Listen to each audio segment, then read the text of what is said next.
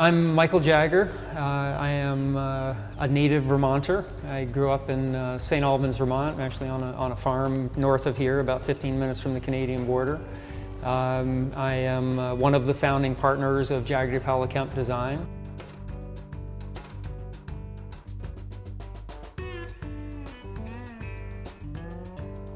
Brand design, if it is not strategic and purposeful in its thought, I mean, form is really, the form of whatever communication you're doing is shaped by its intent.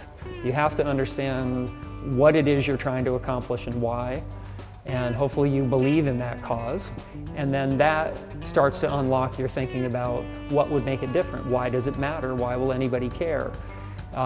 Empathy is everything, because if you're going to find truly valid original ideas, be them color, logo, the words, the name of something, if you don't have an empathetic connection to the audience to the point that you are part of the audience or you are deeply embedded in understanding of that audience, you won't really be able to touch that emotional and rational cultural unity that you need to understand. This building that we're in, 47 Maple Street, and JDK was kind of the catalyst for this. About 20 years ago, we acquired this building. Over that time, we crafted it into an ecosystem that is really a functioning sort of body and metaphor for the creative economy. We have a pretty spectacular range of things going on. If I took you through a quick description from the bottom floor to the top. At the basement level, we have a cafe called Malionero, which means black jersey. It's a commuter cycling inspired space where there's commuter showers and free Wi-Fi and epic coffee.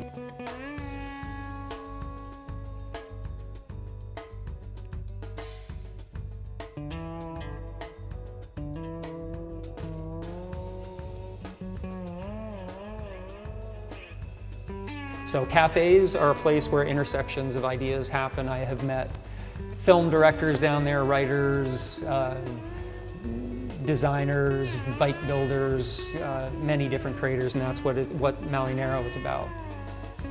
Additionally, in that space is the Iskra Print Collective, which is a silkscreen print shop and a place where there's all kinds of public printing that happens and education and teaching.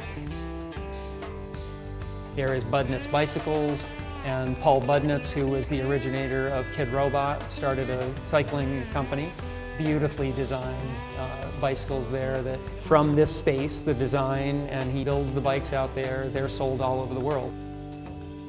If you go up a floor, there's a number of other companies that are here. Terry Bicycles is here as well, which is one of the original women's cycling brands, doing incredible work in the women's space of cycling and touring.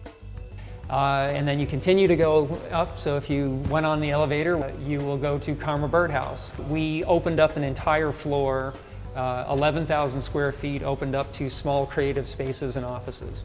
It's pretty clear the idea is karma in the sense of pay it forward with good work and good thinking and collaboration, and a birdhouse of energy, that it's just this sort of eclectic mix of things. We have brought together web designers, 3D projection designers. There is literally a molecular engineer who came in from Washington, D.C. There is an architectural firm. There's an industrial design firm. There's a PR firm. There's a painter. There is a writers group called the Renegade Writers Collective. There's video game designers. And that group, of course, all commingles with everything in the space. So we have events like here in the gallery that I'm sitting in.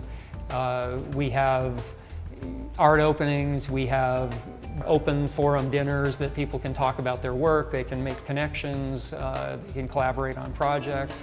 And then the top floor is JDK Design, working on a number of different categories, from snowboarding to video games to health and wellness. And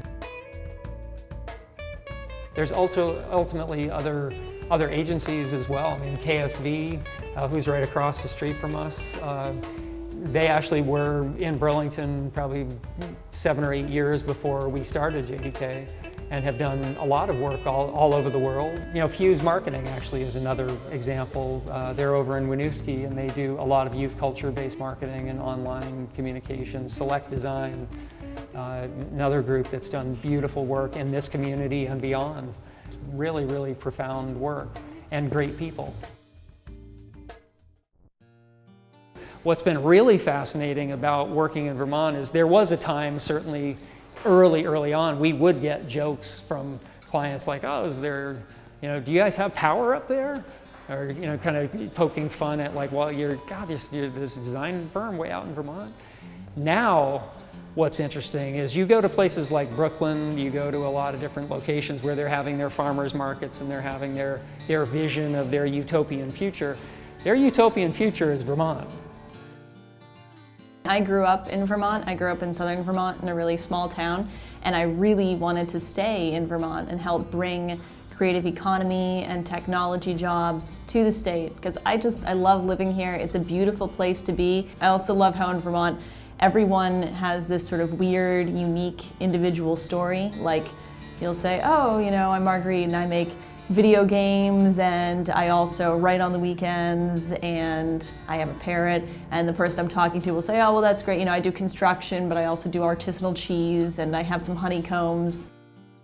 It's a good home base, so the ideal would be stationed here and then fly to different places for different installations or different projects, but I feel like that home base is really important, and a quick JetBlue flight to New York is super useful.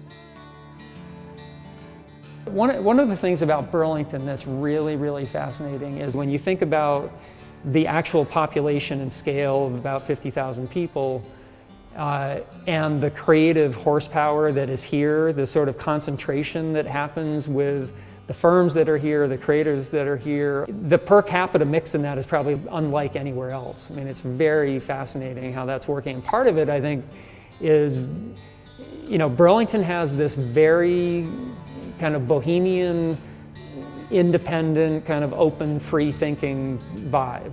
There is a degree of a neo-hippiness that kind of exists here, but it's at the same time very progressive and stylish and forward. And when you think about even the forefathers of Vermont, and it's always had a little bit of a rebel faction to it, and that brings with it very open-minded, creative thinkers. And as fringe as Peter Schumann and the Bread and Puppet posse out in Glover, and the band Fish, and Ben and Jerry, and Jake Carpenter, and Jeffrey Hollander from Seventh Generation. I mean, these are very independent, rebellious thinkers who are disrupting culture, but they're disrupting it with substance by inventing things like snowboarding and doing things like Seventh Generation, doing the sustainably based, healthy, clean, transparent thinking that they're doing with their home products and what they do for babies and everything.